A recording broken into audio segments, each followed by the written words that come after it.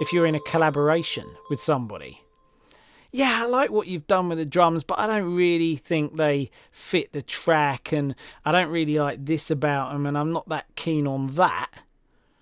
Think about what that does for your creative confidence. We tend to ignore the bit before the but. A yes but is as damaging as a no. So what we're looking for is a yes and. If you practice this, you will build confidence in the people around you, which is amazing for collaborations with your music. It's amazing for conversations with your peers. You will discover that if you are the positive yes and person, more people will warm to you. They will want to be around you.